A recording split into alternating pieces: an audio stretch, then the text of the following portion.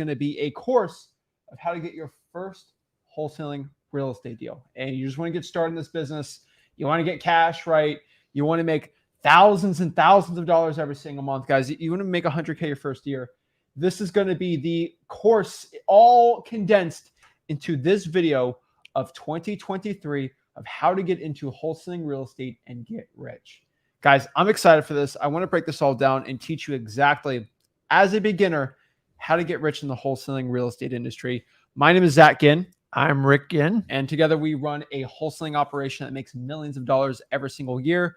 I've done over 2,000 deals. He's done over 3,000 combined, over 5,000 wholesaling real estate deals. So I think we know how to help you out in wholesaling. I think we know how to get you started and get you rich. And that is the point today. And that's what we're going to break down. So before we get into it, guys, remember, you guys got to go out here and hit that like button, subscribe to the YouTube channel here, and comment below your questions. And we're here to help you become the best wholesaler possible. And we can condense an entire course into today. So before we do these live streams, I hope you guys know we have an intro to get you guys excited about wholesaling real estate. So make sure you guys hit that like button, subscribe, and let's cue the intro. Do it. Woo!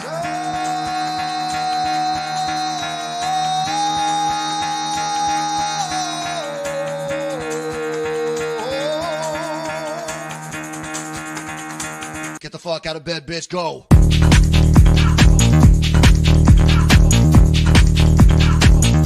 Get up and get the guy go on.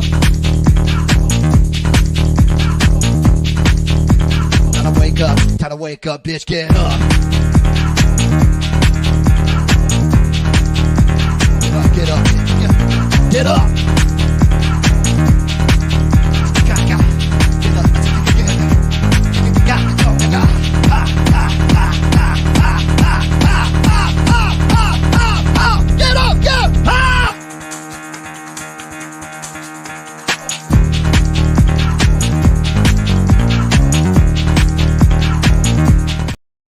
Snap. We're ready, guys. We're here to cue the intro to get you excited. And let's get into it. Let's cut the fluff. Let's get straight into it. How to wholesale houses, how to get into this business, and really how to do it the right way. So this is wholesaling real estate. You know, this is, as a beginner's guide, the best we can possibly have it for you. And let's get into it. So first and foremost, guys, what is wholesaling real estate? What is wholesaling houses? What is this business and how do we get started in it, right? Wholesaling real estate, again, and we're going to brush this over very easily because it's very simple, but it's the process of writing up a contract to buy real estate and then selling that contract to a rich landlord or a house flipper.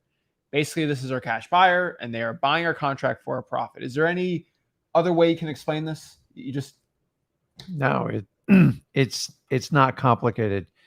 It's exactly what's up on your screen. Just got to understand when you should recognize when you're not doing wholesaling, because a lot of you that are just getting starting out, you're being introduced things and people are telling you like it's the new 2.0 of wholesaling. Now, guys, wholesaling has been around hundreds of years, although some of the dynamics have changed, but the true essence of it is basically controlling a property and selling your interest in the contract. That is it. Anything outside of that falls outside of wholesaling. So there's an umbrella of all real estate investing. To me, wholesaling is the foundation to really master on how to be the best real estate investor, period. Exactly. So basically what the process is I find somebody who wants to sell their ugly house. I write up a contract to buy it, and then I sell that contract for a profit. That's basically how it is.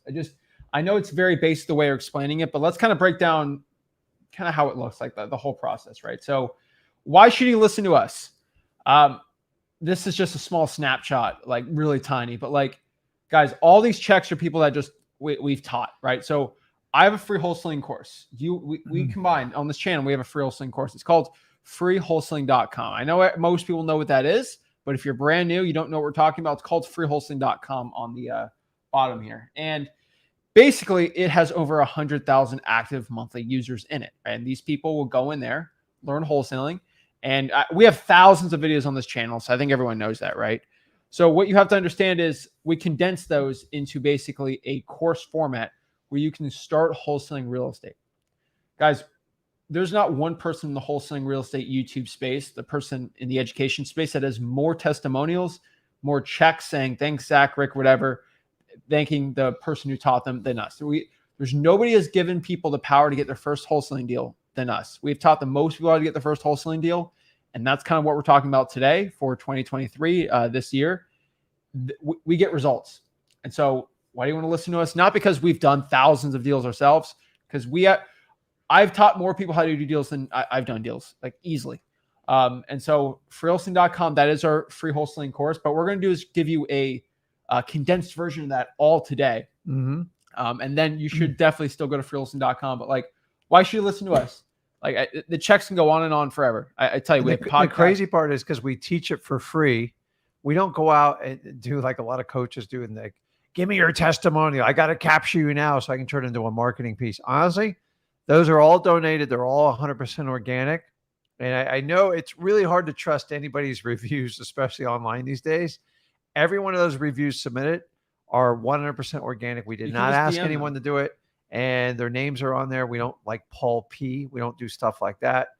Guys, listen, you are the final deciding factor if you're going to be successful in wholesaling. The reality is we give you the information. I've taken the barrier away. The question is, are you actually going to take action with it? Exactly. So let's kind of break down the entire wholesaling process. So this is the entire wholesaling process. If to get your first deal in 30 days, this is exactly how you do it. This is the entire process. It's kind of written down this graphic. It's pretty simple how it's done, but this is it. So let's talk about this, right? From day 1 to 30, how do we get our first wholesaling deal? What are we teaching you today, right? Basically, day 1 to 7, we are doing what we call marketing. And what basically marketing is we find a distressed house, a house that is ugly.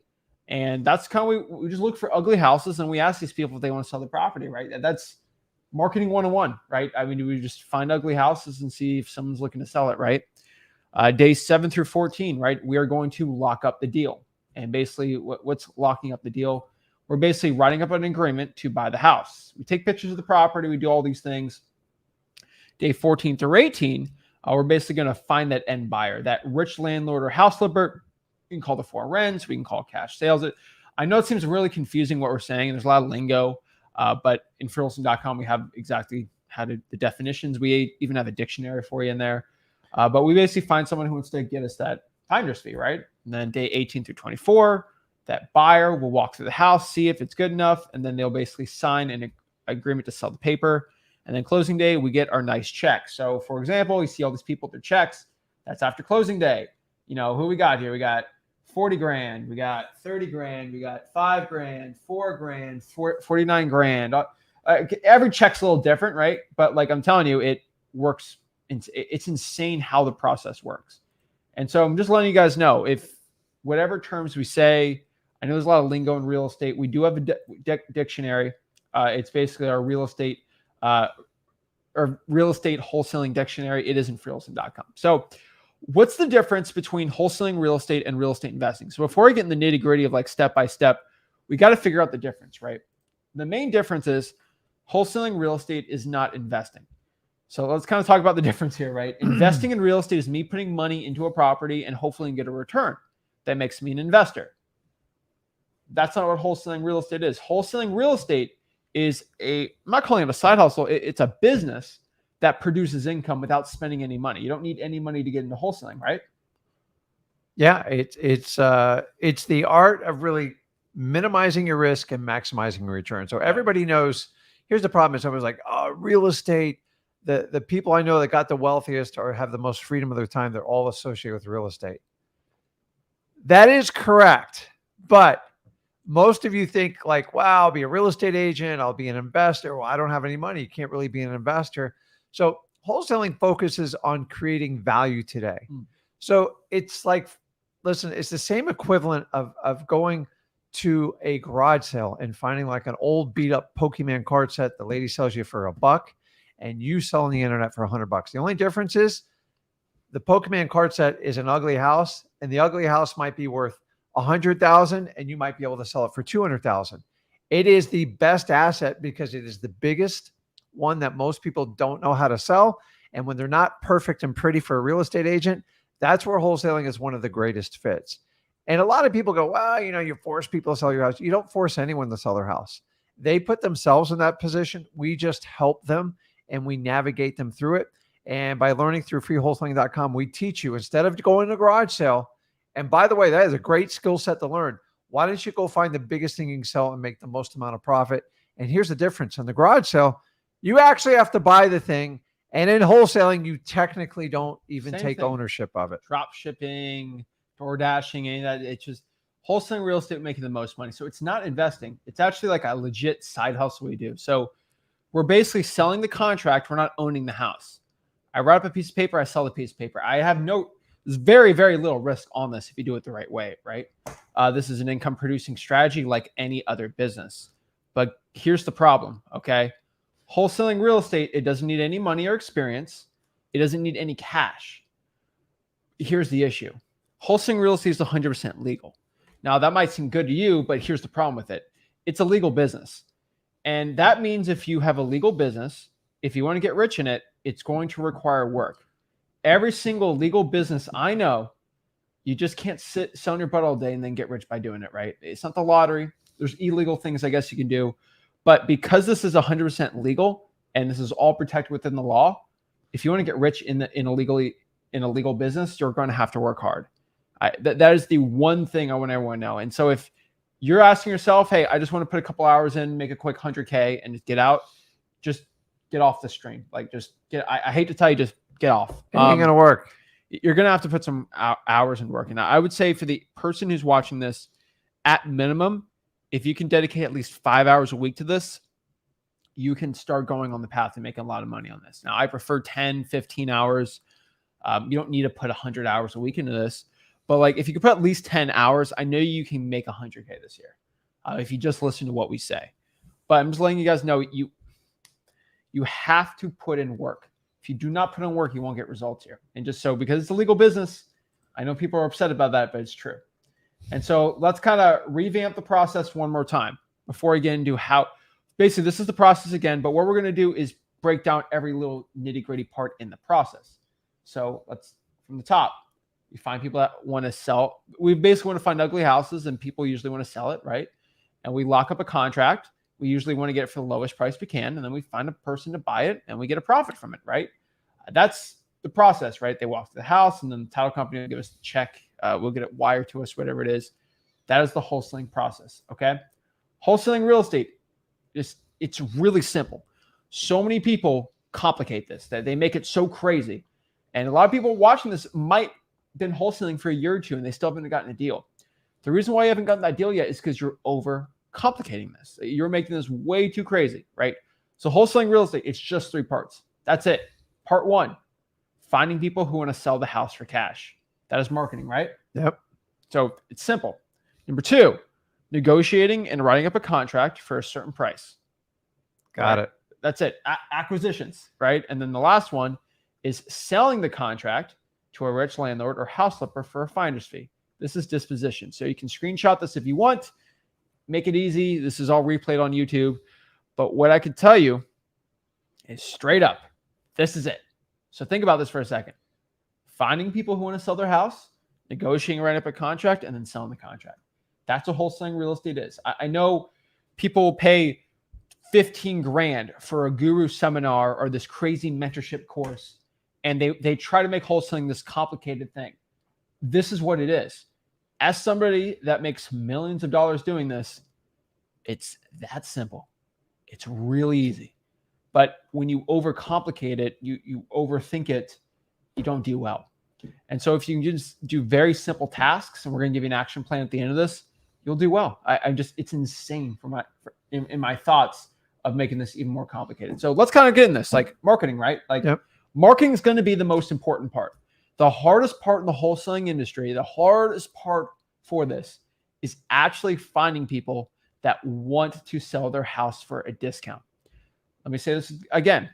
Everybody can sell a house, but there's a very few amount. So let's say there's 100. Okay, let's say there's 100 people that sell a house in your city this week, right? I will tell you probably 98% of them don't want to sell it for a discount. So think about like garage sale flipping, right? If I'm going to flip something on a garage sale, I'm going to want to buy it for a discount and then sell it for full price, basically, right? Correct. That's it. So if you have a cool Miami Dolphins mug that's vintage, and I know it'll sell for about $10 on eBay, I'm going to try to buy it from you for $5 and then sell it for 10. Simple, right? Same thing in wholesaling real estate. If I know a house probably worth around $140,000, I'm going to go try to buy it for 110. Not buy it, but like write a contract for 110 and then sell it for 140 and make $30,000 profit. Here's the problem. 98% of people you try this with are going to want to sell it for 140. Only 2 or 3 out of 100, so 2 to 3%, would even consider selling it for $110,000 or $120,000. What are these type of people? How do I find them? Because guess what? If there's 1,000 properties, then that's like 30 of those people. And if I do 30 a month, oh my gosh, I do amazing, right? Well, the trick here, and this is from our experience, is people that have ugly, disgusting, nasty houses that just want to get rid of it will want to sell their house for a discount, usually nobody else. So let me explain this. When you sell your car, you trade in your car, you know you're trading in for below what the thing's worth. And so like not a crazy amount, but so my car's worth 12 grand, the trade-in's 8 grand. But I don't want to put the VIN number on Auto Trader and meet a guy behind a Starbucks at 4 p.m. and have him test drive it. And then he like, it's all weird, right? And it's all that weird thing. I can just sell it outright. I don't have to wait 30 days to sell it or 90 days to sell it. And just, it's simple and easy, right? Those people are selling their car for a discount below what it's worth for the speed and convenience of the cash sale. That's why when you go to a pawn shop, you know, Pawn Stars, right? It's always it's a meme, right? That the Rick there on Pawn Stars wants to buy it for like 30%, right? Oh, you have $1,000 bill. I'll give you $50 for it, right? Because he's trying to buy it for a discount so he can go flip it in the pawn shop, right? Yeah. It's how business works. And people that usually just want to get rid of something quick for cash, they will know they're selling it for a discount, but it's simple, easy. They got the cash right there. They get rid of it. Same thing in wholesaling real estate. We got to find ugly houses and people in situations where they just want to get rid of it for cash. Same thing like a pawn shop or a used car dealership. That is what we're doing. So I'm just letting you know, only 2% of all houses want to sell for a discount. So don't feel like every person is you have to find the ugly houses. And there's lists and all these strategies we're going to teach you right now how to do. So I'm just letting you know we're building the foundations on this, on what this means. Okay. Do you have anything to add on that? I think the problem with most new wholesalers is they try to chase everybody and they don't recognize you're only looking for a very small percentage of the market. And then the age-old question is like, well, how do I penetrate that small 2 to 3%?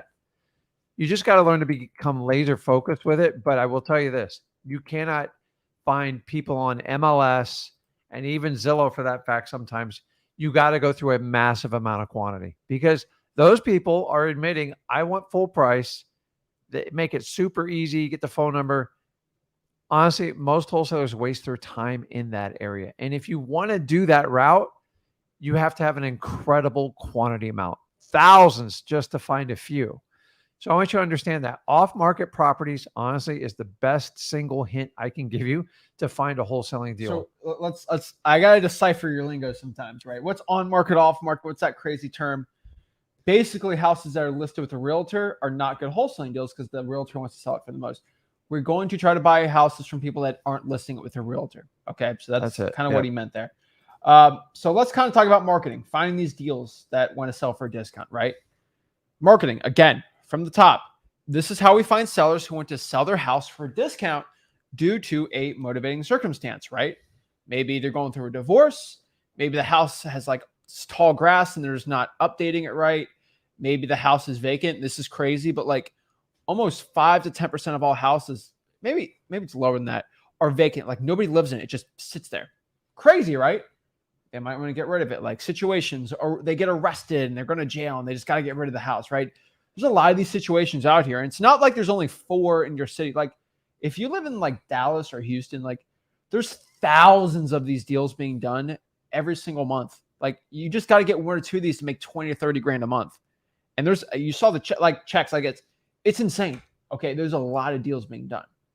So we try to find these people that have these situations, and they're actually pretty easy to do. And you can either call them, you can text these people, you can email, you can send mail out. There's a lot of ways, and just say, hey, my name's Zach. I'm looking to buy a couple houses for cash. Are you looking to sell your house? And then you kind of get into it, right? Just don't complicate it, right? That is marketing. And so when we find these people, we get into the acquisitions, which is basically writing up these contracts. This is when people get nervous. I don't know why, but like we basically write up contracts to buy it, right? It's I know contracts seem scary. We have a free download. You can use our free contract. So like you don't have to make your own or do anything like this or anything crazy. That's it. Like this is how it's called acquisitions because this is how we acquire contracts. We basically have a contract to buy the house. And then obviously in the purpose of selling it for a contract, right? Remember, you're not a salesperson. You're just an average person trying to buy the house. If you act like you're a salesperson, you're not going to do well. You have to act like you're a qualifier. All right. It's very important that we kind of interview the people. We don't act like we're a salesperson, right? And really, I think the biggest question here is like, what do I say? Like, how do I talk to the person to get them to write a contract and all these? We have you covered.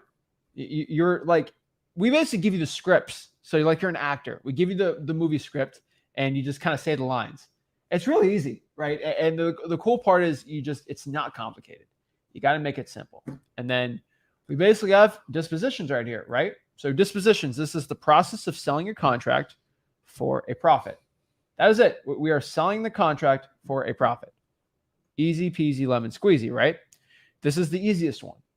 There are so many people that want to buy houses for discounts, including me. I make a lot of money wholesaling, so I like to put my money into rentals, and wholesalers give good opportunities if I just don't have enough rentals to buy, right? And so really these cash buyers, these people that are going to buy the house for cash, they are going to either be one or two things. And that is it. Like 98% of your cash buyers are going to do this. They are going to buy the house, renovate it, and then rent it out. Basically a rich landlord who's got cash on hand. Or they're going to buy it, renovate it, and then put it on the market like a flipper, like one of those TV show house flippers, right? And they make money doing it, right? I flip houses too. I do a lot. And so it's pretty easy. You just got to find these people. And so the question is like, how do I find these people, right?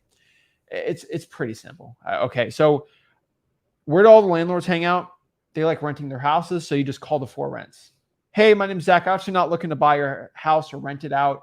I was seeing if you're looking to buy any more houses. I'm actually a wholesaler. And then you can explain the process with them there. There's actually a list of people that buy houses for cash. You can actually just call them up. It's actually pretty simple, but cash buyers, it's just, I think a lot of people complicate it, right? It's the easiest one out of the three. And I promise you, if you know how to talk to them, which we have the scripts, it'll be good. And so if you're confused again, we want to let everyone know the term cash buyer, the term ARV or marketing or any of these crazy words I say, what's cold calling, what's texting? We have a dictionary. And so if there's any terms that seem confusing to you, I know there's a lot of lingo here. I get it. You just got to go to freewholesaling.com. The whole dictionary is in there for you. I promise you it's a little confusing starting out, but it's really simple. Okay. It's easy. And so here's the question. And this is the question everyone asks, right? I want to get rich and I want to get it rich quick. And I want to make a lot of money now, right? That's everyone, right? Why not? How do you get your first wholesaling deal? That is the first thing. You can easily get your first wholesaling deal in under 30 days, but you're going to have to do it the right thing. So I get that most common question I get, how do I get my first deal? So let's talk about this, right? Number one, I would say if you want to get your first deal in wherever you live right now, right? I would say the best chance of you getting your first deal is going to do this. I know it's confusing. I'm going to explain this. It's called driving for dollars. And all you're going to do is just go in your car and put sticky notes on houses. So what is it? You explain this. How do I drive for dollars and put sticky notes? What is this term, right? Yeah, it's real simple. The idea around it is you get much better engagement. So you guys can understand, I've been doing this 21 years. When I started doing it, we just door knocked. We didn't know any better. But we didn't have the advent of technology today. Ring cameras, honestly, pretty much destroy door knocking because nobody wants to answer the door and everybody freaks out. So the idea was to get a list, a very targeted list, like a code violation or like a tax delinquency list. Two of my favorites.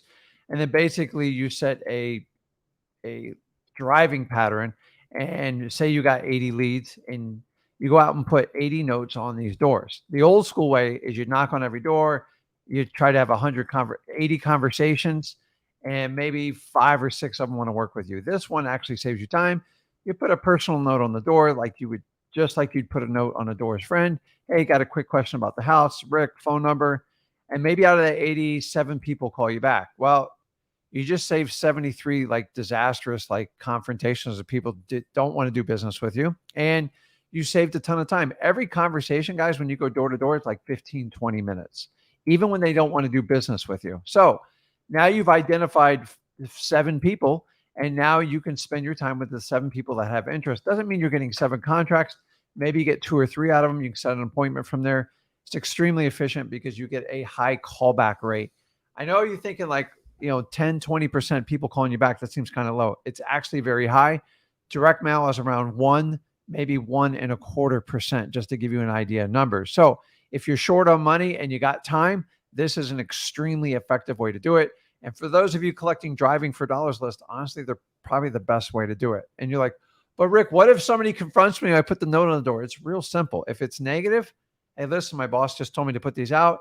If they want more information from the house, go, listen, I can probably help you out. My boss will kill me if I talk to you, but what's going on with your house?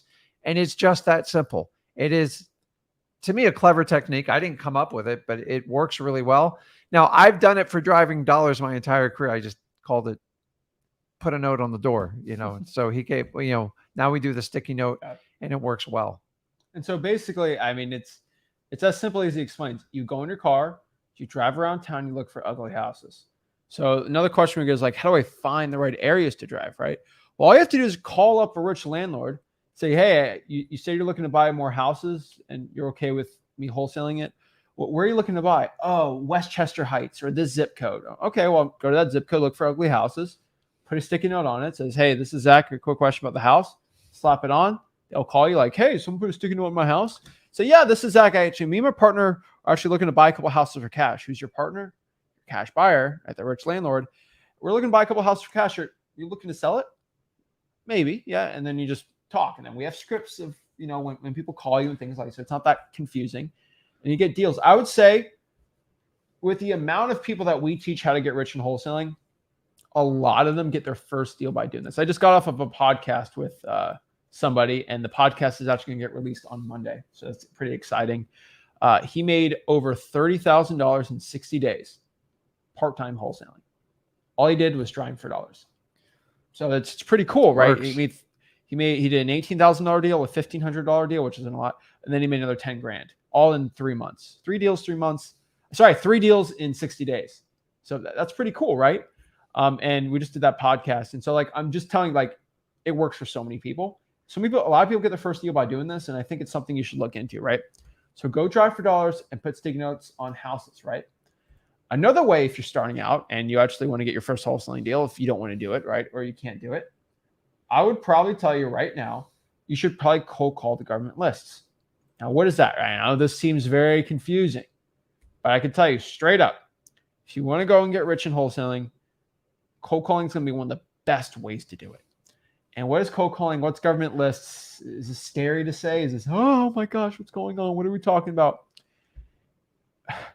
All you have to do is get a list of people, let's say, that have ugly houses, which is like a code violation list. So basically, just so you know this, it's in freeholding.com. I explain this.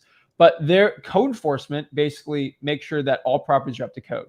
So the grass isn't too tall. There's no mold in the house. There's no issues, no structural damage. And they have a list of all the ugly houses that they're finding. And these people just want to get rid of their house that are on this list. You can basically get their phone number on a website like truepeoplesearch.com. Guess what? You just boop, boop, boop, boop, boop. You go and dial them and say, hey, this is Zach. Are you looking to sell your property? I'm looking to buy a couple houses for cash. Now, it's not the exact script. My exact script says, hey, is this the owner 123 Main Street? Are you interested in selling it? What did I tell you? 98% are going to say no. But the 2% that say yes, they're good deals. That's it. So a lot of people get really nervous with the word cold calling, right? I can call it seller outreach. I can call it reaching out to people. Whatever you want to call it, right? Like we can make, you're having conversation over the phone. That is it. A lot of people get scared. Why do people get scared? they're on the phone. You're a poopy head. Ah, they're scared. Guys, either you have a fear of being broke or you have a fear of calling. Which one's greater? I'll tell you straight up, my fear of when I got into wholesaling, I was so fearful of being a broke person my entire life. I couldn't do it. I had no care in the world what people thought about me because I was making a change in my life. I had no fear to cold call. A lot of people get scared to cold call. It's because their fear of being broke isn't strong enough. Guys, I think we all have a fear of being broke. But you got to understand, there's being nervous and being broke. I'd rather be nervous than broke. Being broke is a constant weight on your shoulder 24 hours a day. As long as you're awake, you're always aware of that fact. It's not fun. Being nervous, you can get over being nervous by just doing it. When you're broke and you keep being broke, it doesn't help. Okay, being broke is just a perpetual state of sadness. And I'm trying to get everyone out of that situation.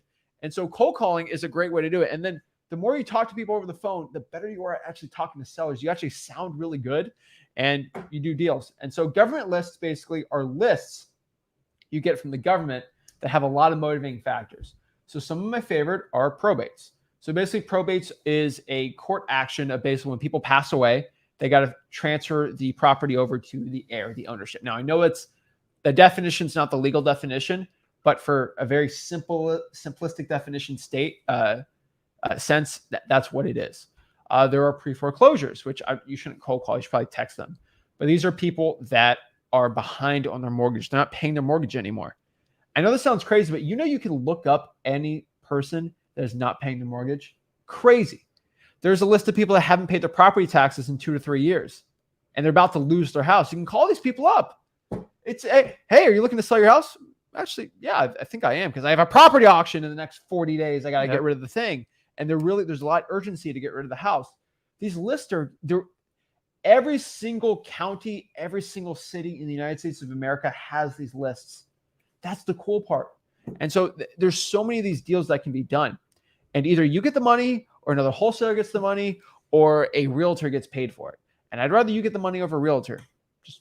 I know it's mean to say, but I'm just telling you that's what we want. So there's just so much money to be made right here.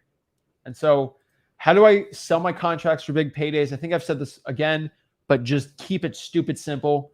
Here's my action plan. You drive for dollars, you put sticky notes in houses, and you cold call government lists. And then once you get these deals under contract, you have a freewholesaling.com. You have the contract. You go to Zillow, you cold call the 4 rents, and you find landlords, and you just see if they want to buy that property. Easy as that, right? And that's wholesaling real estate. So let's kind of break down your homework for today. You're watching this, right? You want to get started. You want to get rich. You want all these things, right? How do you get started on this journey, right? So this is going to be your homework for today. This is my homework for everyone to get started, though, basically. You go to freewholesaling.com, the free wholesaling course. Just sign up there. That is it. You're going to also then join Wholesaling Houses for Real. It is my Facebook group. There are over 108,000 people in it. It's insane. 108,000 people in it. That's a lot of people in a Facebook group. And I have links on there to go talk to me one-on-one for free during my live streams. That's a great way to talk to me. You're going to see people at the end of this, after we're done the presentation here, they're going to be able to talk to me for free one-on-one. That's pretty cool. If you're part of that Facebook group, you'll be able to do it. Lastly, most importantly, you need to watch this content. You need to watch my stuff. Wholesaling real estate is an ever-changing industry. I've been in it for 7+ years. You've been in it for 21 years. Wholesaling real estate every year kind of changes a little, like what lists are working, what aren't. So you're going to have to subscribe to this YouTube channel you're watching. You're watching this on the Flip with Rick YouTube channel. You're going to need to subscribe to it. Make sure you put the bell notification on. When you put the bell notifications on, every time I go live, you are going to be able to get a notification on your phone to hop on and actually watch what we say. Easy as that, right? One thing you also have to know is once you're watching a live stream, you can go in the comments and talk to other people live who are wholesaling houses and doing well. There's people in the comments out here that making hundreds of thousands of dollars a month, and they will teach you for free because they feel so indebted that I taught them for free that they want to teach other people for free. It's a cycle of getting people rich, right? And that's kind of the point here. So we actually have 4 YouTube channels. I know it's a lot, but the way it works is that's what it is. We have Flip with Rick, which is basically you and I. That's our YouTube channel together. It's their biggest one. We have a Zach Ginn YouTube channel, which is my personal YouTube channel, where I talk more about wholesaling the way that I like it. We wholesale basically the same way, but my approach is slightly different than his approach. They're both get you rich, right? I'm more kind of like cold call, going to the point. You're kind of more working smarter, not harder. But like they'll both get you rich. And I'm kind of like that too. But I have a Zach Ginn YouTube channel where I go live on Sunday nights. So you definitely should go to Zach Ginn on YouTube. On Monday evenings at 5 p.m. on the Rick Ginn YouTube channel, you go live. And then we both, on our personal channels, we release videos also. And then on Wholesaling Houses for Real, that is basically a other YouTube channel we have where we just do clips of live streams and stuff like that. If you subscribe to all the channels, you get it all notified. You'll be getting bombarded with wholesaling content from somebody that's actually positive about this industry, that wants to help you out for free and get you rich. So if you want to get started in wholesaling real estate, this is it. This is the only course you need. This is the only presentation I think you need. If you want to get your first deal, this is all you basically need. You just got to go to freelson.com and that's it. I mean, you got anything to add on that? Do they have to call a phone number and get interviewed? And you just hop on. Fit? No, you just hop on there. It's free. Shocking. And so that's basically it. You just go to freelson.com. So let me tell you our goal. So our goal here is first of all, I do this YouTube channel, first of all, to teach people how to wholesale. And also, a lot of you guys send me JV deals, and then I do a lot more money, right? I can make millions and millions and millions of dollars on this YouTube channel because you guys send me JV deals on top of the wholesaling I do in my local market and virtual wholesaling. So yeah, you sign up to, let me tell you the ulterior motives. No other person will tell you. You go to freelson.com, you start learning how to wholesale, you start sending me wholesaling deals because you're making so much money and we all make money together. Now, once you do a JV deal with me, I let everyone join Flip with Rick Plus. So Flip with Rick Plus is our like premium part of this, where basically we do extra live streams, we do more one-on-ones. There's not 5,000 people watching, and so like I can actually personally DM people, do all stuff like that. And if you do a JV deal with me, you get into Flip with Rick Plus for free. If you don't want to JV with me, you can pay a small fee basically to help offset the cost of it, and that's pretty cool. And you're in a network with like-minded wholesalers. The point is, I want everyone, if you haven't gotten your first deal, just go to freelson.com. Now, if you want more attention, you want to personally message me on my phone, things like that. I can't personally message 10,000 people. That's why I have to do it like this. You can go inside of Flip with Rick Plus right now. So that's pretty cool. That's it. Make sure you guys hit that like button, subscribe. I'm telling you right now, go to freelson.com. I think for most people, that's what you need to do. So what I want to do right now is to answer some questions you guys have. We're going to do some one-on-ones today from the Facebook group and help you be the best wholesaler possible. One extra thing we need to tell you too is we did a thing yesterday and we're going to extend it till the end of today. So by midnight tonight, I guess, 11:59 p.m. Every single person who signs up at flipwithrickplus.com today in the next, how many hours? 10 hours. By the end of this is only for the live people. If you sign up, I will personally reach out to you, me or Rick, to do a 30-minute Zoom call. And we'll get you started inside of Flip with Rick Plus on a 30-minute Zoom call to get you started. But I'm only doing this for the next people for the next 10 hours. That is it. So you explain that. Yeah, I mean, it's straightforward. Listen, I need more than a day, a month, really 3 months to really teach you wholesaling and make you like grow as a wholesaler. So as an incentive, what we're doing is just a little bit of a jump start where however you want to focus the 30 minutes, but I'll tell you where you need to focus it because that's typically why you're reaching out and help. We just give you a little jump start. So we've spent a lot of time with the people already in there, and I'm not here to take away from them, but it's kind of an incentive. I don't do this often. I don't think we've ever done it before. So the reason I'm doing it is because I want to teach you guys in the Zoom how to use Flip with Rick Plus, and then I also want to give you guys a game plan. Yeah, that is what the 30-minute Zoom is. I have some extra time next week, which is really weird, but I have like next weekend, I'm actually like completely got nothing going on. So I decided days of summer, basically before things get a little crazy, because we're having also inside of Flip with Rick Plus, you get a live event. Just go to Flip with Rick Plus that you watch what's included on it. 15 plus courses. We're putting another course out inside of it. But the reason is I got some free time. And so I'm doing a special. This is not going to be like every week I'm doing this. This is going to be very few times a year. Yeah. So I'm letting everybody know. I'm just giving you a forewarning before I end this by tonight. I might end it early. No, I'll do it by the end of the day. Hopefully not too many people sign up. I'm banking on the fact that like not a lot of people are going to sign up for this, FYI. Hopefully I do like 2 or 3 of these, right? But like 30-minute personal Zoom call with me, one-on-one for a full 30 minutes, or it'll be with Rick, whoever. Yeah, it's just a way that you can connect with us personally. And then so tonight, Flipwith Plus, either do it or not. I know we got a bunch of people that signed up. So I got to schedule those out. I'll do it by this weekend, and then we'll set up a time for it. But I'm telling you guys, by the end of today, it's over. Like the thing, if you sign up at 1 a.m., I'm not going to like feel bad for you. I'm like, no, I said by this time. So Eastern Standard Time. So it'd be 9 p.m. West Coast time. Do it. I just want everybody to know you do the Zoom or not. I don't really care. No, West Coast it would be 3 hours behind. Oh, It'd be 3 a.m. then. No, it's 9 p.m. Well, if it's based on Eastern Standard Time. If it's midnight Whatever. Eastern, it's 9 p.m. Listen, if you want in, just do it. Just do it by the end of the day. Hop on, The end of your Plus, day. Yeah. and then that's pretty cool. So just letting everybody know about that. Either do it or don't. But yeah. Oh, I get it. So let's get it. Let's talk about this. Let's talk. All right. Let's see what questions we got here. We got some good questions here. So shout out to Jason. He is reverse drying for dollars right now. So I love it. Love to see it. Shout out to him right there. Got a lot of people doing it, right? So that podcast I'm actually going to release is pretty cool podcast. 30 grand in basically in 3 deals, 30 grand in 60 days. And when I do a podcast, FY, if everyone knows this, I force everyone to send me the HUDs. I don't do checks anymore. You can fake a check now. I don't like them anymore. Send me the HUD straight from the title company. Usually they have to forward it from the title company. I call the title company to verify it, and then I'll put you on the podcast. Here's the problem.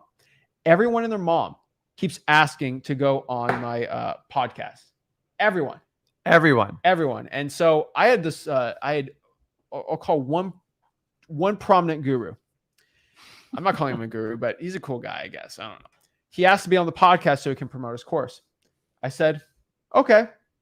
I said, I'm game for this. I banked this. I said, send me your HUDs for the last 30 days. And he said, that's private information. I'm like, just send me, you said you're making 200 grand a month. I said, just send me $100,000 of the last assignment fees you did. I can't give you that. You can take out the address. Just show me the zip code and just show me the title company. I can't. Show me your title company. Let me call and verify it. I can't do that. You know why? Because he ain't making 200K a stinking month. Yeah. And so that's the truth. Okay. Hey, and then one guy's, oh, well, I flipped the house. Well, give me the addresses of the house you flipped. Oh, you can't do that. Oh, yeah. I think we're the only guys that actually vet people, because I'm not here to promote like someone else's course, especially if you don't actually do the business. You don't do what you say you're going to do. Why would I ever give you a platform? And honestly, if you're going to come on our show to promote your course, you're probably not very bright, because you don't understand what our target audience is. We want people to actually get deals and get it done. They don't want the flip. They don't want the fluff. They don't want all the crap that goes with it. And that's the problem with it. That's why you don't see us pairing up with all these people online, because at the end of the day, we just want to get people results. How we get there, we can dispute that all day long. But the reality is 95% people fail with wholesaling courses. So we do it the opposite direction. And just want you to let you know, anybody we put on the show, we have checked them out. Like, you cannot wiggle. But most of these people are just regular wholesalers that aren't scared because they're doing it. So that's they do it. Yeah. Tony says, scared money don't make money. I say it all the time because it's true. Being scared is not going to get you anywhere in life. It's not going to get you anywhere in wholesaling. You have to actually go out here and take life by the horns. I'm telling you, you got to do it and get going. So let's do some questions here. Let's see here. Let's see here. I have cash buyers. What's up? Like it. A lot of people network in the comments. I like this. Yep. Let's see. I'm in a lot of Fort Worth people today. Jeez. All right. Zach, you got me 100+ hours a week. Let's go. I like it. Hey, I like to see it. Got people 7 hours a day. That's fine. Guys, I've already told you, ever since I was 17, most of my thoughts in my entire life have been about wholesaling. I know that's weirdly obsessive, but that's what it takes to be one of the top wholesalers in the world.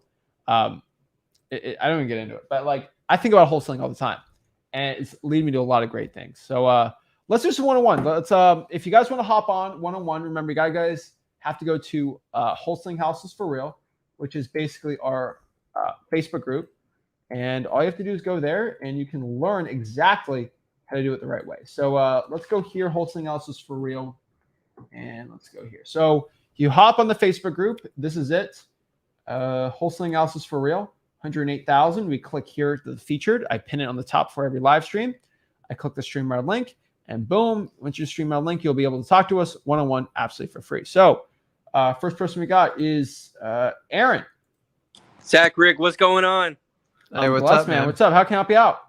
Grinding, man. Usual. I just got a quick question, not too much today. I was wondering, is it possible that we could purchase a property through an equity fund? Like, because I've been doing some research and I've heard that like they're good with investors. Like they basically have only investment properties. Is that correct? You can, yeah. So, I mean, as long as they're okay with an assignment and the entire process or double closings, whatever it is, sure. Okay, fantastic. Well, that's all that I needed because I was doing some more marketing and I came across a couple of like individually company owned properties and I didn't know like if it was worth the time reaching out to like an equity trust fund. Would that be the only one that you guys would reach out to? You wouldn't reach out to like any like more like company owned properties? I will, yeah. Remember, man, if they're willing to buy contracts and I can make cash on it, of course I'm going to do it. Yeah, you just got to be careful. A lot of them will yes you to death. Yeah. You just make sure you read the paperwork like they send over because you can sell an assignment of contract if it's yours, like you're 100% good, but a lot of them will like, hey, will you sign our paperwork? Will you do this? And that's the only problem where you get a problem because a lot of times when you look through their paperwork, they're just optioning you. So just make sure you're not an option. They have to commit. Otherwise you can't do it. And a lot of people will take it, just go, oh my God, I got the property sold. I'm like, you better read the paperwork because that is just a salesman working you. He's putting hundreds of properties under contract. So just be wary when they say, can we change the paperwork? Can we use our title company?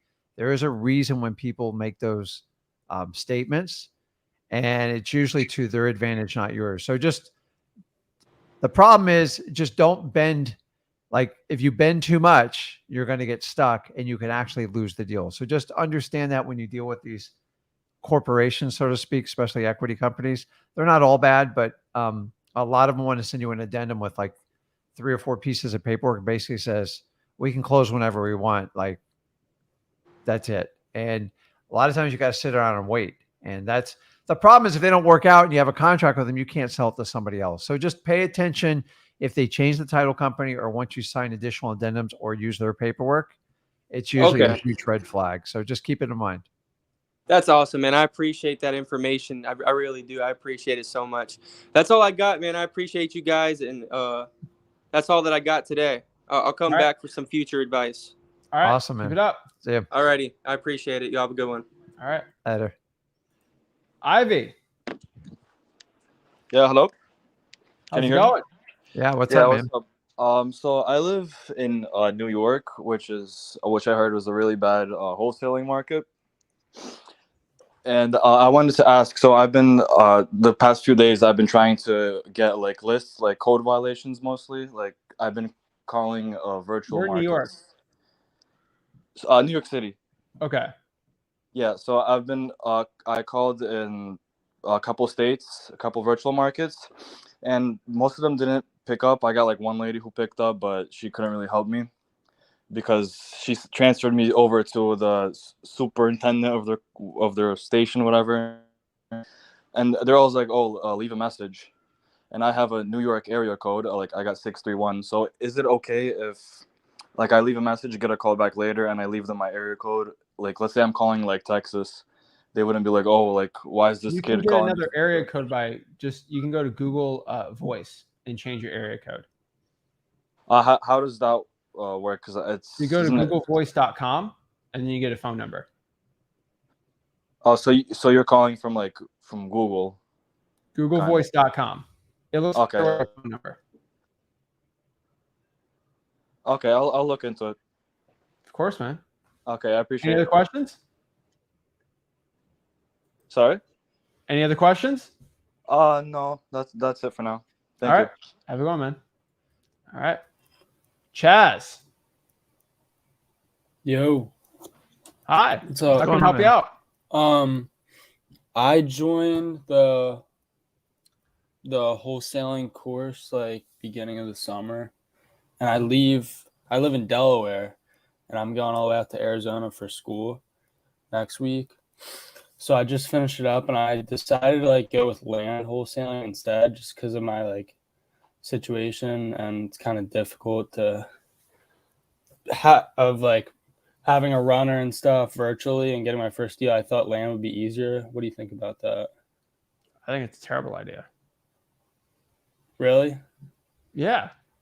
You don't have the experience doing land, and everyone thinks land's easier, but you got to remember there's a lot less buyers for land too.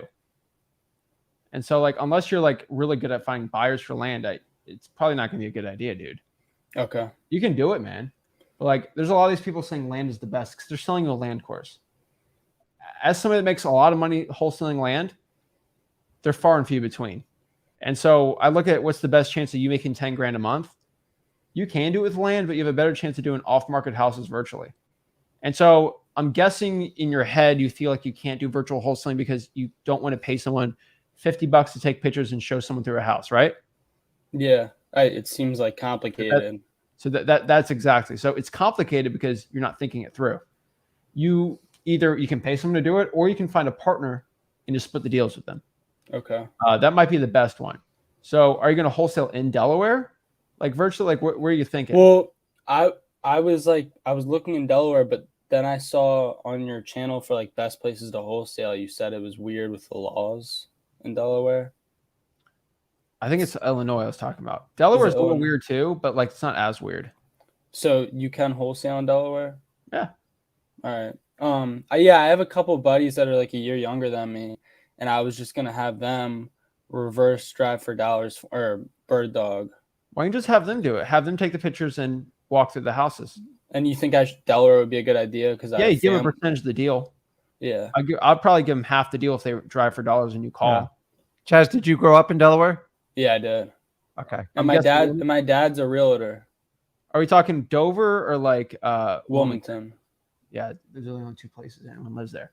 It's a joke, but I would say 50%. You should just give half the deal, but they're doing half the work, and then that's probably your best chance. So if I'm finding the buyer and doing the seller work, they should still get half. Yes, because they're walking the seller through, they're doing the driving, and they're spending money, and you're not spending any money. All right. They're spending money on gas.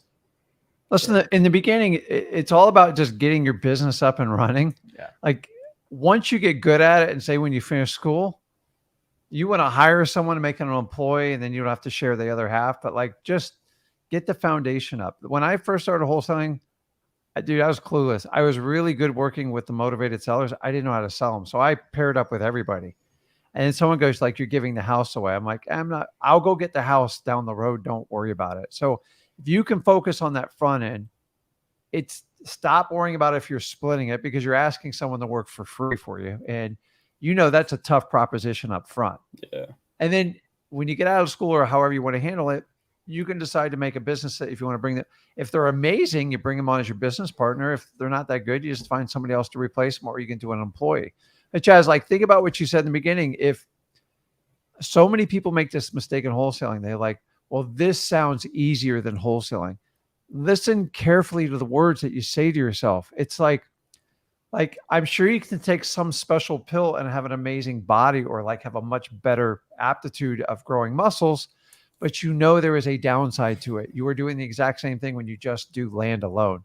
Land sounds sexy on paper, and don't get me wrong, but you really got to know values, and you really got to be good with the cash buyers, because they're far and few between on just buying them like that. So whenever you guys think there's a shortcut to wholesaling, it's going to kill you in the long run, because if you learn the skill of wholesaling, you could do anything you want under the real estate umbrella.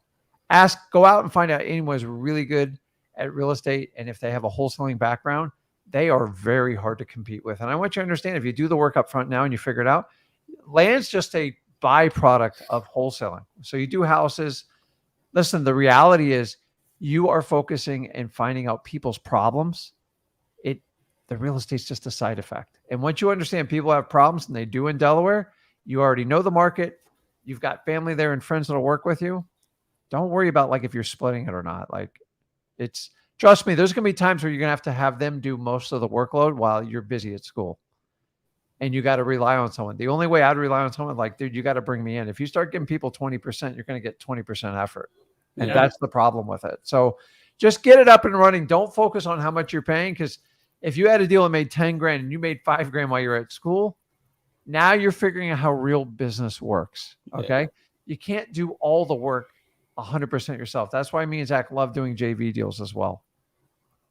So you got it. Just try not to take the shortcut to wholesaling, because it's going to be the longest road you take in your life. I promise you this. All right. And in terms of a title company, like, do I just look up the best ones in college? Yeah. Qualifying, like you said. Stuff like that. That'd be the best one. And what are you looking for in those title companies? They work with wholesalers, how many investors they work with. Yeah, the questions are not too big. Yeah. Just go in there. I did an entire video on this, and it works well. You got to find out if they're going to work with you or they're going to run you under the bus. Yeah. And you got to know it up front, because man, when you find those really motivated sellers, when a title company screws it up, it's on you because you didn't vet them properly. So that's kind of the easy part. So go ahead and set that up. Yeah. Oh, and Zach, I have a question. If you were making a lot of money in college, why did you stay all 4 years? I didn't stay all 4 years. I graduated in 16 months. Oh, wow. Yeah. So I got my A degree at 18. And then while he was in high school, I took 15, 16 credits a semester. And then I came home after a semester, and I was able to use ProctorU. You guys probably have a different one now. And I was able to take all my exams online and just wholesale houses full time. And it was a lot of work, but I 16 months, it wasn't that bad. And I got my degree. So yeah, kidding me, man? Yeah. It was easy. But I only did it because I got a full ride. Like, okay. I got a full ride scholarship, and I was like, yeah, I'll keep it. At that time it was like, okay, only like a year. And I was doing part, and I was like, all right, fine. So no Netflix, no Instagram, no. That's why I didn't do any social media. Nothing. I work. And then at night I'll just do some school. But also you got to remember, I had eidetic memory, so I can just read the whole textbook and then just do an exam and get a B. I'm like, all right, that's fine. That's all I did. It took me 6 years to get through college. So FYI, I didn't stay all 4 years at all. 16 months in and out. What would you have? No. 16 months in and out. That was it. Yeah. Would you have, if you had to do 4 years, would you have done that? Yeah, it depends how much time you have. C's get degrees, dude. And so, I mean, I had a full ride. Knowing what I knew now, I'd probably not. UF is still pretty cheap. It's like $7,000 a year. Like it was still really cheap. I probably would, but I would use it I do it on the side. And so I think a lot of wholesalers, they have 3 things. They have school, work, and fun. I got rid of the fun, and I just did school and work. A lot of people like to get rid of work, and they like to do fun in school. You have to choose which one you want to do. I would probably get rid of all the fun and do work in school. So that's just me. A lot of people think that they have to sacrifice school for it, and I don't think you should sacrifice school for it.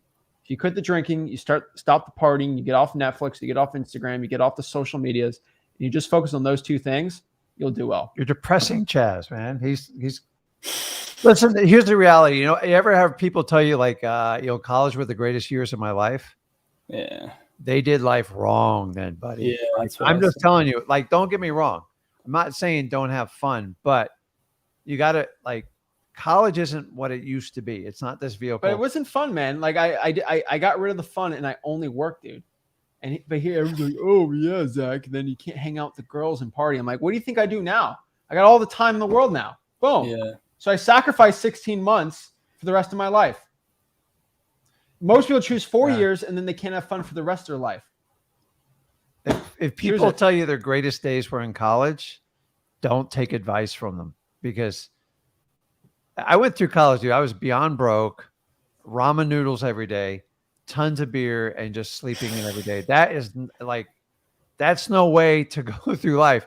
So if you get the skill sets to make money, you can do whatever you want, even while you're young. Listen, I've told everybody, wholesaling is a 2-year commitment. If you can give up 2 years of your life and dedicate it to it, I will jump you 30, 40 years ahead of wherever your parents ever started you out on this. It's just the truth. But my opinion, I don't think you should drop out of school. I was making $100K plus a year, and I still chose to do college. Unless you're making $100K, I would not drop out. And you can do it, man. You just gotta, how to do your time correctly. You'll be fine. Most people have a job while in college. And wholesaling your job. That's it, man. Where are you going? Arizona, U of I. Oh, so that's in Tucson. You can wholesale in Tucson too, but let's just focus on that first. Just do Delaware starting out, all right? Okay. All right. I appreciate it. All right. Okay. That's it, man.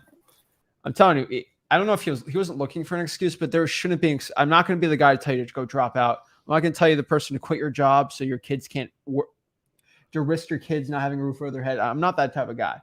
Make some cash first. I tell people, I go, if you're going to go to college, get in and out as fast as you can, and do not write off doing it online, because it's the same degree. My degree is, I technically I was never online. I was just able to take my exams online. My degree is the same thing. I don't care. No one cares. No one goes, did you get that online or did you get it physically in person? Well, I still did the graduation thing, but all right. Denzel. My goodness. Oh, feedback there. We're gonna work Hello. like a woodworking factory. Denzel, what's up? What's up? What's up, guys? I watch you guys' stuff all the time. Can you guys hear me? Yeah, we what's hear up? you. How can I help you out? Oh, yes. So I do wholesaling. I've been doing it for like 2 years, but every deal I get, as soon as it gets to title, like something always happens. Like it's like inevitable. Either it's on the seller side or the buyer side. How do I secure like because the seller ended up finding out his house is worth more and then ended up backing out of the deal. How do I like offer a good price on a home? Denzel, I got to stop you here. This is my biggest pet peeve in real estate wholesaling when I talk to people, when they say this. The deal just fell apart. Deals just don't fall apart. Okay, Right. There's a reasoning behind it. So when you say that every deal just like randomly, like, do you have a TV behind you? I do. I'm in my room now. Can you turn the TV off? Yeah. All right, cool. All right. First and foremost, deals just don't fall apart. There's specific reasons and there's always ways to avoid it. So when you have all these deals that fall, it's not magically because the world's against you and you're terrible. And there's reasons to go around it, right? I've just had so many deals fall apart where I got frankly sick of it and I figured out how to not do it anymore. So let's use this one excuse. The seller knows their house is worth more. Of course, this is stupid. Of course, the seller knows they're selling the house for a discount. Now, the question is, what do, right? Does the seller want a higher price? Then you can give them a higher price. But what's the reason for wanting the higher price? So let's use that example let's talk about that for. So what's the situation with that deal? So the situation with this deal specifically was the seller, I guess he wasn't clear with the bank. I guess that he owed money to the bank, and then the title company, before it closes, the title company was looking for a payoff statement or whatever like that he didn't owe any money on the house, and he's having trouble finding that. And I don't know if he actually owned the house or not, because that had to happen to me as well. So they're kind of just waiting on a payoff, and he can't seem to find it. So I don't think the house is paid off. So, like, How's that I mean, an issue though? because I don't know if it's going to close or not. Because Well, the title company can figure that out. They're going to need a payoff.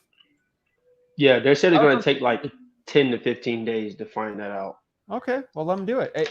All they have to do is go to public record and see if the guy or the property in question, when the legal description has any liens or mortgages on the property.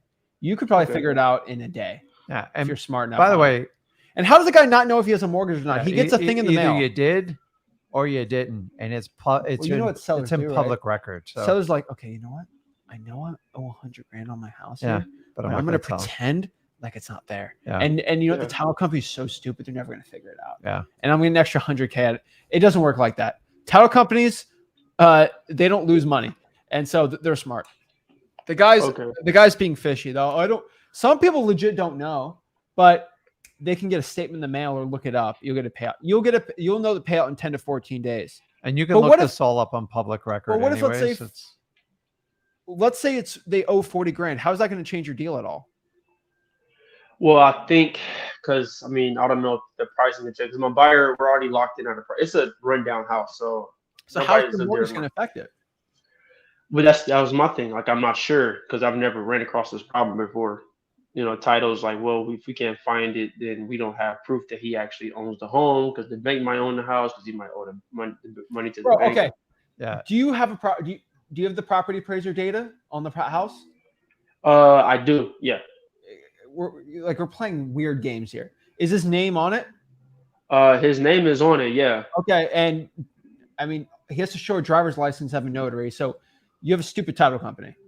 Oh, yeah, I don't know if they're the actual owner. Dude, Yeah. it's black and white. That's the whole point of ownership in the United States. It is black and white. There Driver's is license, no gray area. His name, it's on the deed. So The unless bank there's doesn't own it. unless there's an open foreclosure case and it's at like final sale point, I can maybe see a title company do it, but like black and white, did you have a really bad title company Yeah. if you're getting this type of information?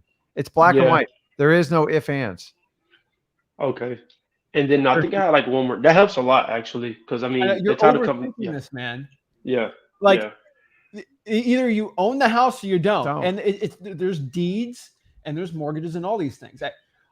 You have a bad title company, man. And I can get a payoff really easy, man. Like they're really, because you call the bank and you say, hey, we need a payoff for that, and they just give it. 15 days is insane, dude. 15 days is Yeah. insane. And there's no they're way. even saying that the bank that he funded the house through is going to take 15 days to send bank? off the payoff. I don't know what bank it is. I didn't ask. They were talking about the bank that Ask the they, I seller. guess he had the loan on or whatever. Just do a simple call. Hey, do you know what bank that you have that on the mortgage? He said, yeah, let's say he calls it, Seacoast. Mm-hmm. Your seller can call Seacoast and get a payoff in like a day, or they can send it out. It's Okay. really easy, man. Your title company should be helping you, not Yeah, that's hindering you. weird. And it just sounds like they're kind of fighting with you.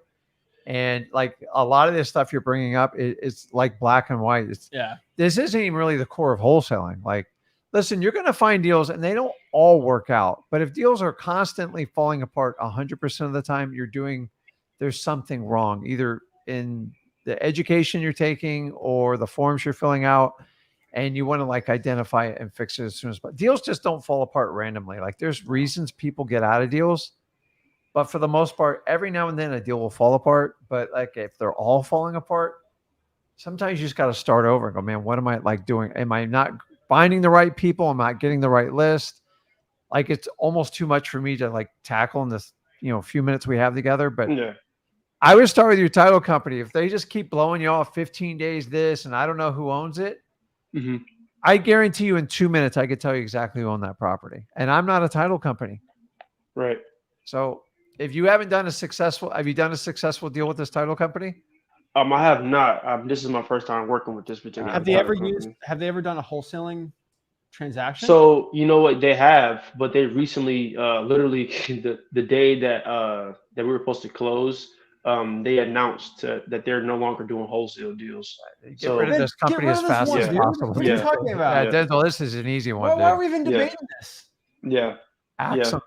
They don't want to help you out. They're scared of what you're doing, and they think you're going to get them in trouble. Yeah, and it's virtual as well. Like it's in Akron, trying to tell Ohio. you So nicely to go away. Get rid of that. Okay. one, man.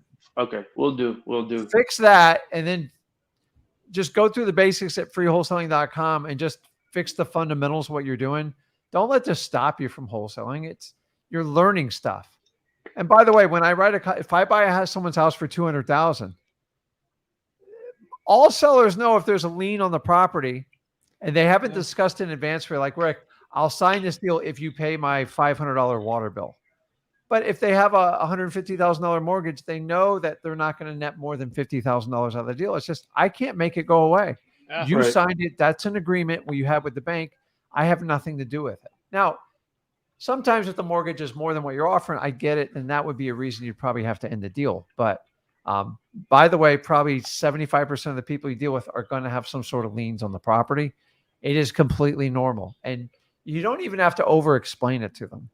They know it. That's why they come up with the offer price. So if they want $150,000 for the house, they assume they owe less than $150,000. Otherwise, they would never enter into the agreement. It's kind of common sense, just to let you know. Got it. Okay. Thank you guys a lot. Now, I think I have one more question. It's not as difficult as the last one. Yeah. As far as like offering on a house, like especially like rundown homes, because I particularly find a lot of like really, really distressed houses. Like, how do I make an offer on that? Like, what's a good strategy to kind of make an offer on that? Because the houses are really messed up, so it's not like an appraiser is going to help. So this is a great one. This is an easy one. So I have a Yeah. perfect formula of exactly how much to offer. You ready? Mhm. Okay. Go for no. That's it. Okay. So think of a low price, calculate it, use our formula, and then take 25% below that or 30% below that. That's an LAO. We're talking about LAO, least allowable offer, and then just pitch it out. Okay. Remember, you're Do the looking pitch. you're looking to get the counter, Denzel. Right. And the technique I use saves you a lot of time, energy, and so you don't sit there and be a realtor trying to comp stuff for an hour. Mhm. Because ultimately, most sellers have a number in their head that they don't want to go below. Yeah. Your job's to find it without actually asking for it. And so the best way to do it is if your house is worth 200 and I offer you 100, and they go, I could never do 100. Me and my wife said we couldn't go below 140. You might have been thinking it was 170. I just saved you 30K. So Right. it's a technique we use. Some people call it brutal, but honestly is the fastest way to get a deal for someone that's motivated to sell their house, because you want to go on like a 3-week negotiation. You want to get it done in the next 15, 20 minutes. The going for no cuts out all that, and you don't have to waste time. It doesn't mean you're guaranteed to get a deal, but if you can get that subconscious reaction from a seller that's motivated, you're much faster to getting a deal. You don't have to play realtor, and you don't have to be a psychic and try to figure out. Most of you trying to figure out what's in your seller's head, you're never going to guess it.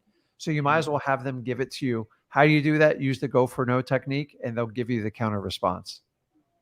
That's Got it. Thanks, guys. I appreciate it. Thanks, Rick and Zach. Okay, man. Keep it up. Got it. All right. Let's go here. Next here we got David. Yo, David. David, you there? Darius. Yes, sir. Can you hear me? There we go. What's up, man? How can I help you out? What's going on? Yeah, so it's good to see you guys again. I have like 3 questions. The first one is I got 2 appointments, which is not a lot, but they both rescheduled. The first one that rescheduled was an incoming call from Driver for Dollars, and they didn't give me a rescheduled time or date, so it kind of felt like a blow off. The second one was a Driving for Dollars as well, but I actually talked to them at the door for about 30, 40 minutes and built a great rapport for the woman and her husband. I got a appointment for 2 days after. 2 days after they rescheduled, and then for 2 days after that. And then I called the day before, spoke to the woman, was just like, hey, just made sure she was ready for the appointment the next day. Then the next day, maybe an hour before, she said her husband said the house is too dirty. They wanted to reschedule. And then I tried to reassure her that I don't care how dirty their house is. So I assume that this is common, but I also just wanted to ask if there is a technique to help me just to make it easier for people to keep their schedule. I don't know if there's a technique y'all have. Oh, yeah, that's really easy. You ready for this one? Yeah. You show up at the house during the time you both agreed at. And then we get this all the time, right? The seller will call us. They call you on your way. On our way there. Your way. I ignore the call. I just Don't go answer see them at it. the house. Yeah, because So see, I almost did that. I almost ignored her text and just showed Ignore up. it. I didn't see the text. Sorry. I'm here, though. hey, I'm here. Okay. So if you don't know, then it's actually a very logical excuse. Number 2, you got to understand what's truly going on here. Do you know what they're telling you? They're telling you 2 things. Number 1, I'm not sure I can quite trust Darius because I don't know who he is, which is Right. a common thing. And number 2, I'm very concerned you're going to judge me. Yes. The second house for sure. The first one I know they didn't trust me because it was just a phone call. No, I know. So you the have to second one find a for way sure. to cater your response to overcome. Listen, guys, if you know what your sellers are objecting to, and then the first time you overcome it, it's awkward and you try to figure it out. But the second, third, and by the time you get to the 100th and the 1,000th time, you got it so licked, you don't even delay the response. So I always say, listen, I get it. I got kids running around my house. 9 times out of 10, it's a train wreck. I'm not there to judge you. I'm there to help you solve your problem. If you clean it or not, it's really not going to make a difference. And honestly, I don't care. I'm not here to judge you. And that's simply how I say it to people. And when they go because they're used to realtors coming in and go, oh my God, what happened to the walls? And they're telling you the house is rough. Yeah. I go, listen, I'm not here for that. And I go, listen, I got my own issues with my own place. I don't want to judge you. All I want to do is look at the bones of the house. I'll be in and out. Honestly, if you clean it or not, it's not going to make a difference. I'm here for you, and that's it. And that's how honestly, if you just give them the truth like that and you don't like judge them, listen, I've walked in the house and been eaten alive by fleas. I literally thought I was going to die, but I knew I was going to make a lot of money. But that's what you're potentially walking into. Or the best part is when they go, I cleaned the house up, and you walk in, you're like, oh my God, I can't even imagine what happened before. But remember, they want their dignity and they want their pride. And if they're trying to tell you over the phone, like, you're not going to like what you see, and go, listen. So I don't say, listen, I look at dirty houses all day. I go, listen, I get it. Life happens. I'm here to help you solve the problem. If you clean or not, it's not going to make a difference. I'm not here to judge you. I'm just want to look at the bones of the house and see what I can do for you. And that's, if you can just kind of walk them off that ledge, usually they're pretty happy with that answer. And then from the time you get in your car, if you're walking out of your house and you get a call from them, don't answer it. Oh, because they're so they're nervous. that was my mistake. Like, think about it. It's like a date. They're like, oh my God, do I go through this date? It's kind of like a blind date. And the best thing you do is just, if you're the blind, just show up. Like, especially if you need that date bad, just show up. Don't give them an excuse to cancel it. But like, if they do it a couple days before, that's a little bit tougher to do. So So what do I? Is there a way I can salvage it now? Because the last lady, I really wanted to get into their house because I knew somewhere in my heart that I was going to get that deal. But she said she'll kind of let me know, even though I led her to like, okay, so when can I hit you back up or whatever? She just said, well, I'll let you know. Do I just kind of let that go, or how do I? You got to have an excuse to call her back without saying, hey, I'm calling back. Are you ready for me to look at your house? So offer her something of value. It's not about money or anything like that. Go, hey, listen, I got some information on houses in your market. I think it might help you. Sometimes you can use I might be able to offer more than you're even thinking. Just give me a shot. Let me take a look at it. Something that they go, okay, there's a reason why I need to let this guy in. And here's one of the other classic lines. You say, listen, I'll come out and look. I go, regardless if you want me to buy your house or not, I will help you get the house sold. I promise you. And that's it. You're always like, if you really have a helping, nurturing, like type of personality, you just help people out. Some people need a realtor. Like I tell them at the end of the day, we just need to get your realtor. Let me bring this person in for you. So just let them know, I'm here to help you. I'm not going to judge you. And honestly, if I'm the buyer or not, you make that decision. But I promise you this, I will help you get your house sold. I just need to take a quick look and just hear you out.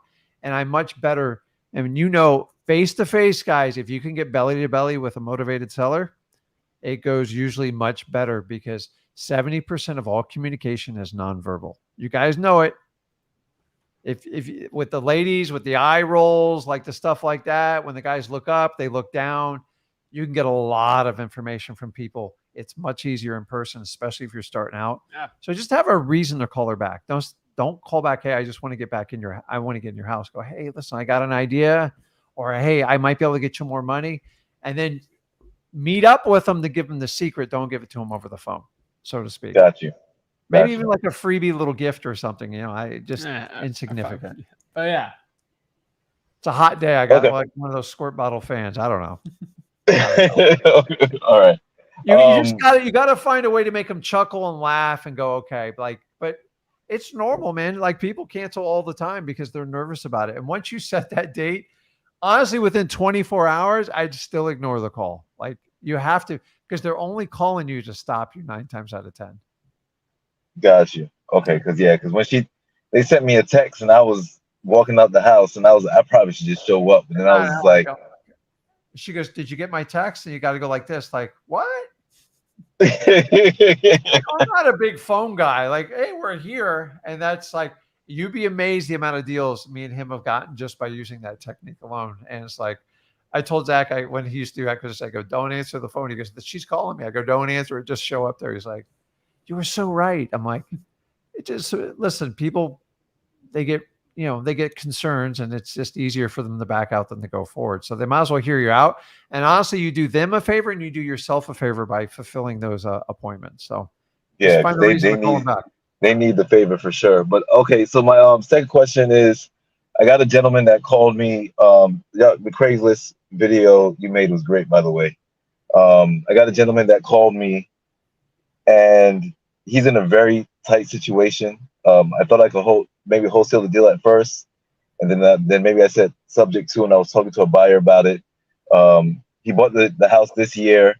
for $231,000, which was $30,000 less than it was bought for last year, or how much it was selling for last year. Mhm. He had $219,000 left on the mortgage. He was going to move into the house. He started repairing it. He put $10,000 into the house and stopped mid-repair because he got in over his head. So he still has a $219 mortgage.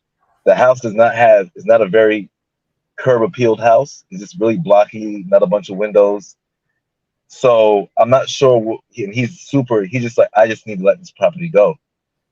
And so I'm not sure what to do with it. I was talking to a buyer about it. He was considering subject to. I sent him the PITI. He went and looked at the house, and he was just like, man, this house doesn't have good curb appeal. You know, with the numbers, he's not sure if it's good for an investor. He was talking about a wraparound deal. I don't know what that is. So, I mean, the seller has the same name as me. I would like to help him. I would like to get something out of the deal, but I'll also like to help him out. He actually lives in Florida now, and he's just desperate to get out of this house. But other than subject to which the buyer that was interested in subject to seems like he's not as interested anymore. I even told him that. Yeah, I mean, how much work does it really need, like money-wise? Well, the buyer went by and he said I thought it was 20,000. He said he thinks it needs more than 20,000. Yeah. Listen, we can't fix everyone's problem. It's kind of cool that you can do a subject to deal, but it doesn't mean you're going to make money on it. And this is the misconception all over the internet. You got to do creative financing. Listen, if you can't make money from day one, I don't know where you're going to go with it, because the house has a fundamental problem. It's butt ugly. And the problem is, to get the retail number you need, it's got to have some sort of curb appeal. And curb appeal is very expensive to try to make a house doing it. So the only thing you can do is simplify this. He's open to a subject to, find out what his PITI payment is and find out what the rent markets are. And if you don't have a healthy difference, I don't know. There's some idiot out there that'll buy this deal, but like, I don't know how you make it work. Like, it's just, sometimes properties just don't work. And there's probably a reason he got a discount on that property, and that he thought he got a great deal on it because it needed all that work. I trust your judgment when you say it doesn't have curb appeal.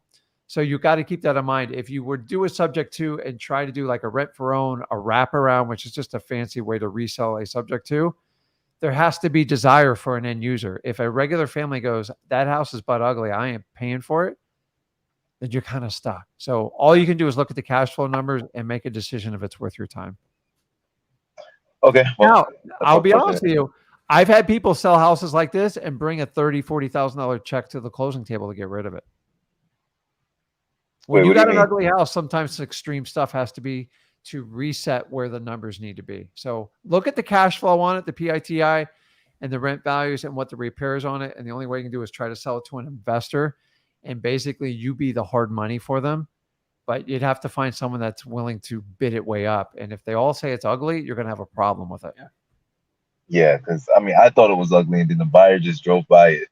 It's really blocky, and it has no windows in the front. I've seen houses like they look like a military base. The only way to make those houses work is just pure cash flow on a rental. Like, give someone a safe place to live, and you're never going to get the real appreciation or anything for the house. You just got to decide if you want to manage that headache or not. There's always money to be made on those deals. The question is, how do you make it? On the creative finance, the reason why subject to works so well is when you don't put money into it. Like, you can just give the guy a portion on top of the mortgage, and then you can start making it rent ready. The problem is you got to drop 20 into it. I mean, what's the property worth to a cash buyer if you wholesaled it? Like 185. Okay. And no, I'm sorry. Like 180. It's a little like right 180. Now. So what's if we wholesaled it right now, 260. Okay, and what's owed on the mortgage? $219,000. He took a mortgage out of 231. Yeah. He's really underwater. Yeah, he put $10,000 into it. Yeah. It's bad money spent on it. It's bad. And he said he was an investor, but he did something similar in Florida. But I was like, because I was excited at first when he was talking about it. He was, it's a really good house.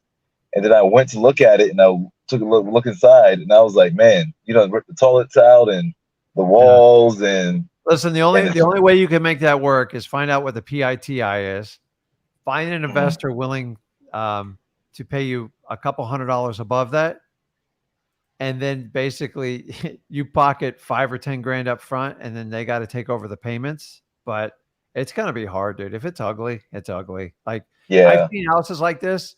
The problem is we all try to calculate an ARV. ARV does not work on permanent ugly houses that have bad aesthetics. Yeah. So you can't fix that part. So you got to make a decision if it's worth it. This is where a lot of people in this world like, I got to create a financing deal. I'm like, yeah, but you're going to be upside down $30,000, $40,000. My problem is if it's ugly on top of it and it's structurally ugly, you're never going to fix. It's going to cost you $100 grand to fix that. And to me, so if you was this guy, what would you do? Just curious. I said all you can do is look at the cash flow on it. I would probably honestly, what he has to do, I know he's tired, but he should put the 20 grand and put on the market and take his loss. Now, people are gonna be angry over that, but he could probably break even if he put the 20, 30 grand into it and then sold it on the MLS. Because you said if he puts 20 into it, it'll sell for 260. He's in it for whatever amount, 220. Yeah. He puts 240. He'll probably almost break even. That's the best thing you can possibly do, probably. But here's the challenge. Either he doesn't have the money to finish the rehab, which I don't think is the complete truth because he's gotten this far, or the repairs needed are far exceeding what he ever thought it was going to be, and it's a no-win situation for him. And either one of them is bad, dude. And that's the problem with it. I think he found a bigger problem with the house, and he's like, I don't want to spend any more money. It's a money pit. He's not telling you about it. And that's usually what, because if you already spent 10 grand, what's another 10 or 20 grand, right? It's not a big deal. Right. Because when he first came to me, he was like, oh, I want 280 for it. The property's worth 300. And I started looking at the comps. I was like, this property is not worth 300. And I don't know why you would think you would get 280 for it if you bought it for 231. And it dropped $30,000 since last year. I was like, there's no way. So I was trying to help him out. We have the same name. I thought it was cool, but I'd sell it for 225, 230. And the investor has to put down 5 or 10 grand, and then they got to pay the PITI a month, have them take it over. You need to get in and out of a deal like that. But the advantage is you can get an investor in there and he doesn't have to go and get hard money. And you can make your arbitrage play on that. But I don't know, man, when the houses are that butt ugly, it's really expensive because you got to change like roof lines and like, it's expensive, man. It's like the whole house is like a big block. I mean, I can't even explain it. When I saw a picture of it, I was like, is this the back of I thought it was the back of the house and it was the front of the house. And it's just he just overpaid on it. Yeah. And that's all you can do. So he can either keep dealing with it or bring money to the table, or if you can find someone that's eager to get into that type of deal, but like there's a little bit of ethics here. Like I don't want to sell a problem to somebody else either. And like, I don't want my name on it. Like it's ugly, man. Everyone thinks when they get a mortgage that appraisal's right. This is proof that the appraisal is wrong. Yeah. Overshot the appraisal. So let that be a hint. If you have ARV and you have an ugly aesthetic house, meaning it looks like a bunker, ARV, you shouldn't even use in the equation because no one's ever going to recognize it. Understood. Okay. And my last question is, so this gentleman that I met, I probably won't work with him because he's a little unruly and I don't know if his intelligence is funny. But I'm just asking this question just in case it comes up because I do plan on doing this full time going into the future and not stopping. He burnt his house down, so it was a clear piece of land. He supposedly did it by accident, but went to jail for 2 years. The 2 years he was in jail, he racked up a $39,000 bill with the bank because of cleaning fees, inspection fees, and all this type of stuff. Yeah. They charged him, which looks like a bunch of erroneous fees, while he was in jail. When he got out of jail, the insurance company paid off the bank $155,000. His original loan was $119 or $129 or something like that, but he only had about $57,000 left on the loan. So the insurance paid $155,000. They supposedly paid off the loan, the mortgage, but the bank is still charging him $39,000 for these fees. So I might have just got him on the contract, but we started talking about all this stuff. He got confused and got scared, which is a lesson for me. Yeah. But that $39,000 didn't show up anywhere that I saw, but I was concerned that I was going to take it to, because the property I was going to buy for $16,000 and try to sell it for 25, 30, because it was in a nice community. The land was totally cleared out, and he was willing to give it for 16, but I didn't know if that $39,000 would pop up, even though I didn't see it. So I just, Yeah, you're overthinking this, Darius. Just Yeah. put it under contract, give it to your title company, and let them tell you what's That's what owed they on get it, paid for. and you just move on. If it's on there, it is what it is. Okay. If he's saying there's $39K for the cleanup, banks usually don't forget about that, and they usually put a lien on the property. So honestly, you can put it under contract, throw it to your title company, and just see how it works out. That's how we do it, because if you try to do it in reverse order, like every now and then you're going to get caught and the lien's not there and you had a great deal and you overthought it and you didn't get it. So simple, writing a contract, giving it your title company. If it doesn't work out, it is what it is. okay. Well, now I know that for next time, because Yeah, it's just like, remember, me and him had words.